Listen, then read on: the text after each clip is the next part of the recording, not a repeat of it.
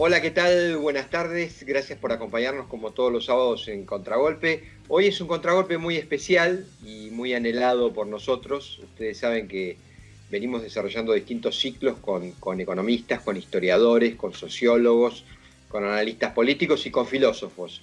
Y de alguna manera, en la personalidad que vamos a presentar, hay síntesis de todo eso. Por ahí menos de economista, pero se lo vamos a preguntar también, a ver qué tanto se piensa como economista. Ahora sí, como ensayista, como filósofo, como analista político, como escritor, sin dudas, ¿no? Así que en un minuto venimos con José Pablo Feynman. Ya venimos.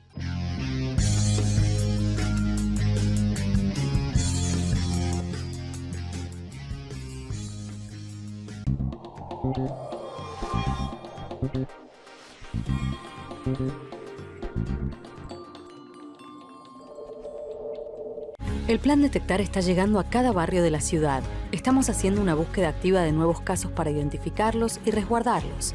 Así, estamos anticipándonos y cortando la cadena de contagio. Cuidarte es cuidarnos.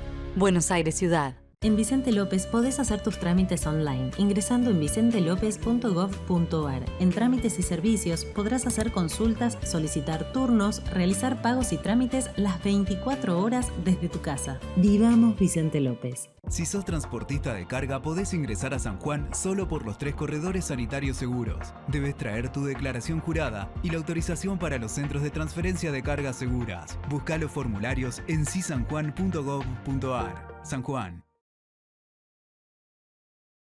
Banco Ciudad te quiere ver crecer.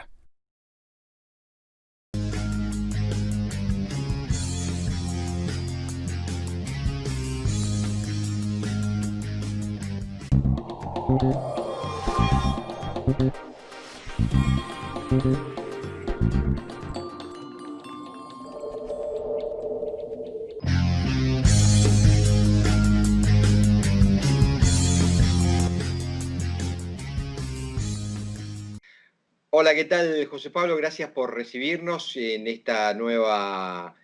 este nuevo formato tecnológico y por poder vernos a la distancia.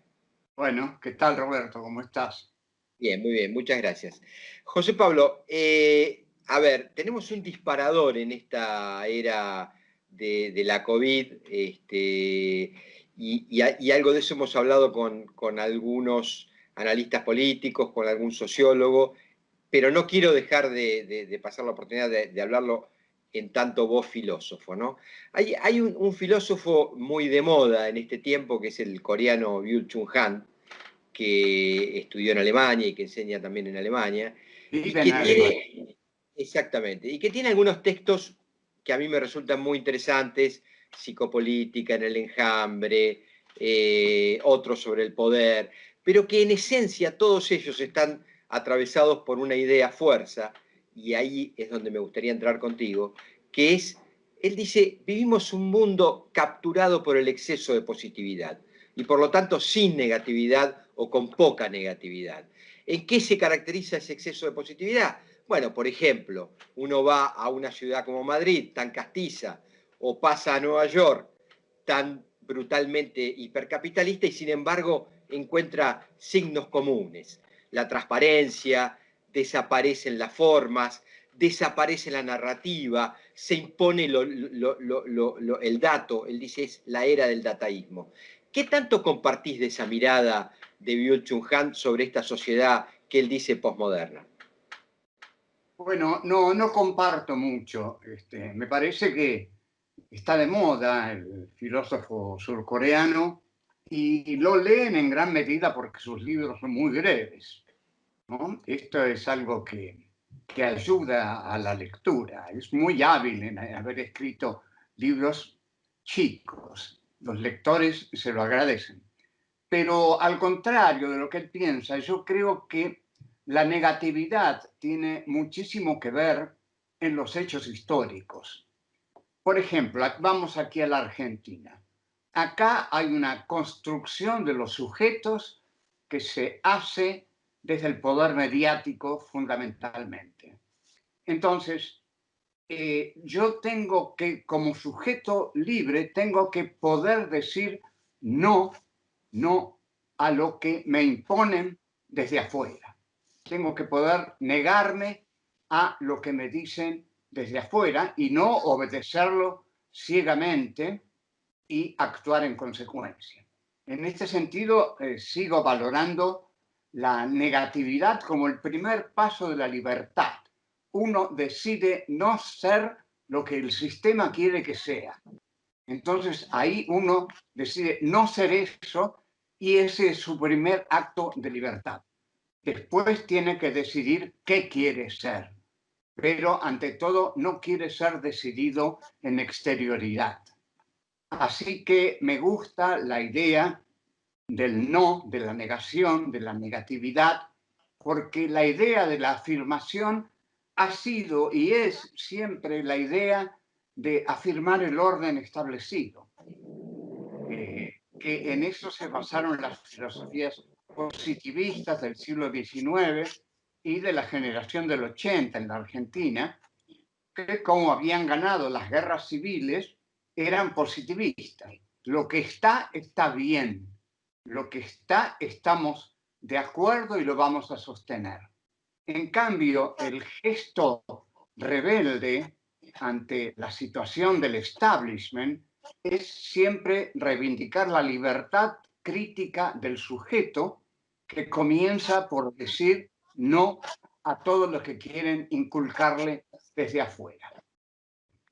Bien, quisiera, si me permitís, a partir de tu reflexión, insistir en algunos términos, porque también nos va a permitir entrar en un tema que vos tocas mucho, que es la historia argentina. Después vamos a comentar un curso de historia argentina que se va a poner ya a disposición de tus seguidores y de los que no sean tus seguidores, que es Historia Conceptual de la Argentina. De eso vamos a hablar también, pero digo, quisiera, vos decís, la negatividad es no someterse a lo establecido de alguna manera, ¿no?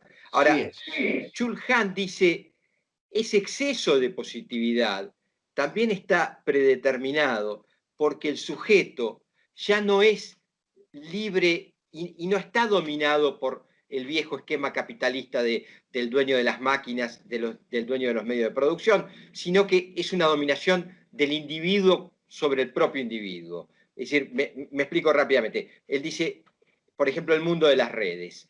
Cree el individuo que entra a las redes que es libre, que pone lo que quiera, pero en realidad es un gran acto de egocentrismo, un gran acto, digamos, de estar uno solo con uno mismo, se casi responde y se genera esa sociedad del rendimiento, dice él, donde en realidad estás rindiéndote contra vos mismo, ¿no?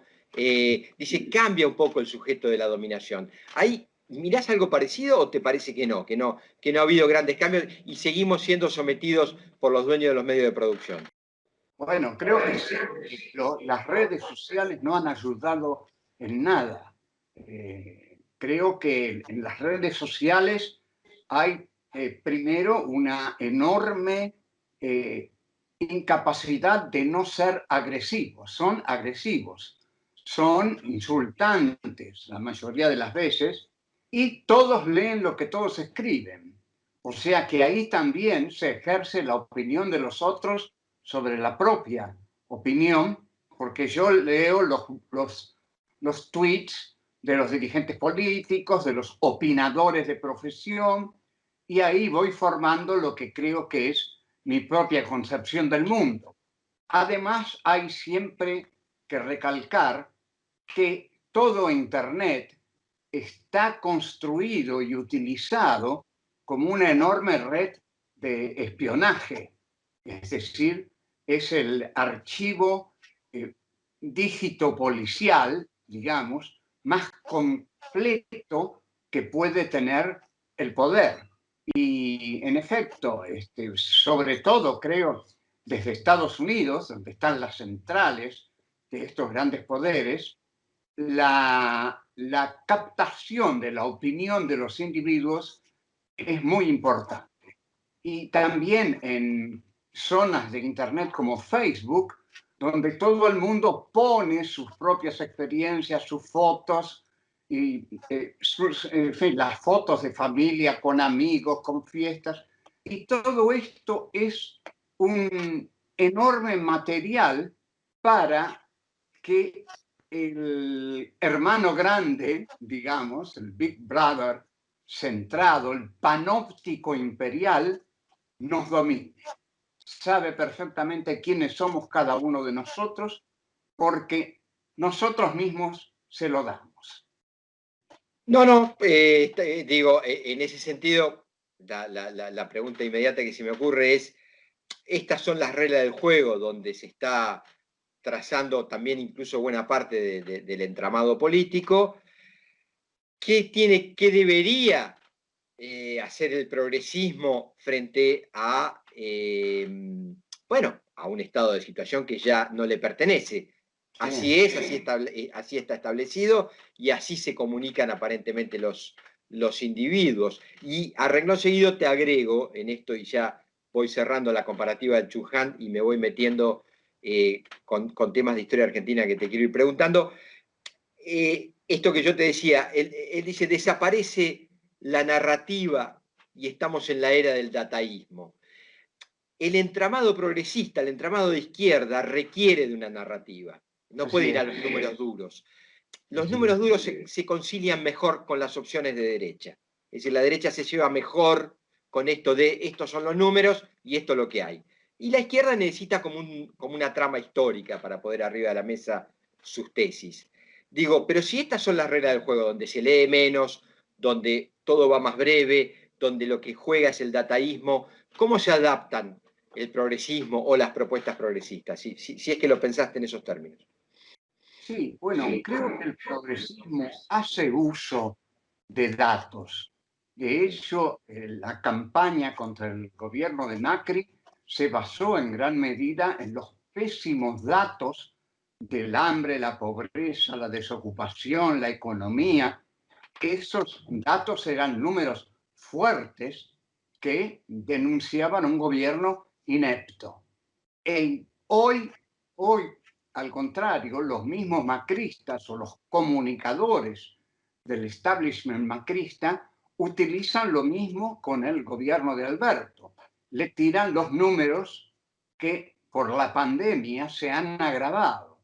Así que los datos juegan un papel importante, pero cubiertos por una ideología política, porque uno tiene que saber cómo utilizarlos y a quién dirigirlos y a quién le perjudican los datos. El año pasado yo escuchaba al señor Pichetto decir que el kirchnerismo o el albertismo había inventado el hambre y había inventado la pobreza.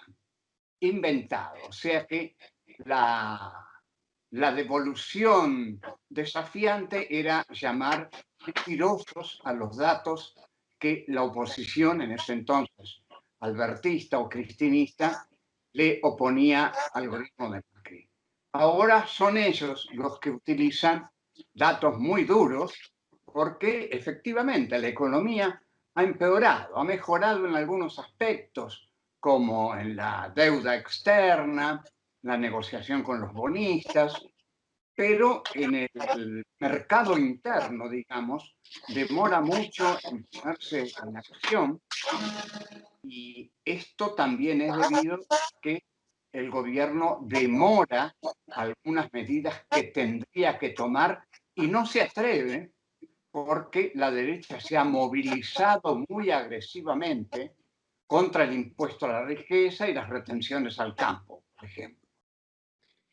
Ahí, porque me lo servís en bandeja, entonces te lo pregunto y después, si no te importa, retrocedemos nuevamente porque quiero ir al tema de tus cursos de historia y a tu narrativa histórica. Vos decís, la derecha está envalentonada y le disputa, incluso con mayor o menor éxito en cuanto al número, pero dando la impresión de que son movilizaciones importantes, la calle al progresismo gobernante. Eso es un dato nuevo, hablando de datos. Es decir, la derecha funcionaba más intramuros o, en todo caso, jugaba más a las cuestiones palaciegas.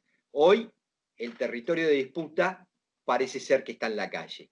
Ahora, este es un fenómeno que estamos viendo en varias partes del mundo, no solo en la Argentina. Sí. Si miramos un poquito, fíjate vos que la campaña electoral en Estados Unidos se da en un marco de cuasi guerra civil, es decir, Sí. manifestantes de minorías o no tan minorías que son duramente reprimidos por la policía, que se salda con muertos, que se salda con más represión. Pero estamos viendo en muchos países lo que pasó en Colombia hace muy poquito, 13 muertos en una manifestación. Es decir, pareciera ser que la disputa política está en la calle. Bueno, mira, sí. voy a decir algo. En 1919, el siglo pasado, aquí en la Argentina, se creó una organización paramilitar, parapolicial, que se dio por nombre Liga Patriótica, que la dirigía un señor llamado Manuel Carles, que empezaba sus discursos, sus arengas, diciendo: voy a dirigirles la palabra rápida como tiro de fusil. O sea, la idea de las armas, ¿no? Eran chicos de la oligarquía que compraban sus armas, tenían sus armas y salían a castigar obreros. Hicieron el primer pogrom de judíos en la Semana Trágica. Esto de ahora está reverdeciendo, reactualizando esas prácticas mafiosas, callejeras, violentas que tuvo la derecha con la Liga Patriótica. Y en los comandos civiles de la llamada Revolución Libertadora también estaban grupos civiles armados dispuestos a destituir al gobierno de Perón. Ahora, vos fijate, estos escraches que se hacen, el que se ha hecho a la casa del juez de Lorenzetti, el que se hizo, que fue tremendo, en la Quinta de Olivos, rodeada por coches policiales, los que se hacen en la casa de Cristina, de Kicillof, de Massa, son prepoteadas, son valentonadas, digamos, agresivas, antidemocráticas, insurgentes, pero que implican una organización de la derecha en el campo de la violencia. Que esto es nuevo que lo haga la civilidad. Generalmente los que se encargaban de la violencia de derecha eran los militares, que eran el brazo armado de la oligarquía. Pero ahora tenemos la novedad de que hay grupos de gente de pro, digamos, con coches de alta gama, que salen a protestar y agredir a determinados personajes.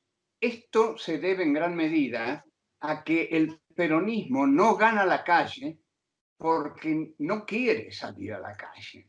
Porque si saliera a la calle, estaría desobedeciendo las directivas del gobierno al que apoya, que son quédate en casa, la cuarentena. Está claro. Ahora digo también esto, vos fíjate que hay un caso para mí, por lo menos curioso, que es, ya estamos abordando temas de coyuntura pura y dura, ¿no? En las PASO de hace un año, porque estamos ya, te dejamos, ¿sí? ¿Podés? Estamos. Sí. Bueno, digo, en las PASO de hace un año, en agosto del año pasado concretamente, la derrota del gobierno de Macri fue muy dura. Hubo 17, 18 puntos de ventaja. Cualquier analista hubiera pensado, se pensaba que la ventaja se iba a agrandar. ¿Por qué? Porque, bueno, generalmente el que está en caída, hay un voto que vota ganador y generalmente en esos procesos se arma un desbande, una gran disgregación y ya no quedan ni las voluntades propias. Muy por el contrario, la derecha gobernante reagrupa sus fuerzas y consigue 9 puntos más en esa elección, en la elección definitiva. Y Alberto no logra sumar más votos que los que consiguió en agosto. Yo creo que eso de alguna manera funciona como un condicionante para lo que está pasando hoy, porque la derecha con su programa, digamos, de alta exclusión, se va a su casa de rositas, no se va malamente.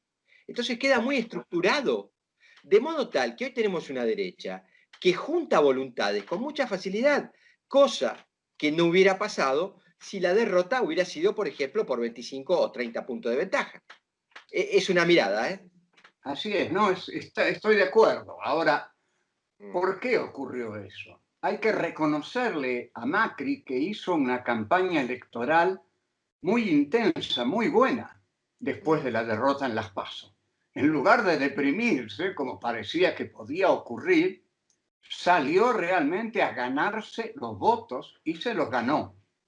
Y después creo que el electorado, buena parte del electorado, se asustó y dijo el peronismo va a gobernar con un gran margen de votos y eso es peligroso. Entonces volvió a votar al macrismo. Eso es lo que pienso de las elecciones de octubre del año pasado, que fueron sorpresivas, porque realmente el 40,8% fue sorpresivo para todos y fue muy deprimente para los militantes de Alberto. Pero es cierto que Macri se movió muy bien, hicieron una buena campaña electoral y que muchos, creo, se dieron cuenta que le estaban dando demasiado poder a Cristina, sobre todo, que es la gran odiada por la derecha de este país, ¿no? Que es uno de los datos fuertes de la realidad argentina. Vamos a ir a eso, José Pablo. Quisiera redondear este primer tramo de la conversación, cerrando este marco coyuntural, y después vamos a una etapa más reflexiva histórica, preguntándote, lisa y llanamente, ¿qué opinas de Durán Barba? No en lo personal, sino en el entramado de las ideas que él propone para que la derecha articule lo que articuló. ¿Te parece un ser inteligente? ¿Te parece un frívolo que vende lo mismo detergentes que políticos? ¿Crees que tiene una mirada fina de lo que podríamos denominar la conversación social? ¿Comprende lo que es la disputa por la construcción de sentido? ¿Qué mirada tenés acerca de este personaje? Bueno, él trabaja con construcción de sentido. Es un especialista en construir sentido. Ahora falló tremendamente con Macri, porque el gobierno de Macri fue un desastre. Fue un desastre. Endeudó a la Argentina en 100 años y hambreó a la población. Así que ahí muy efectivo no estuvo Durán Barba.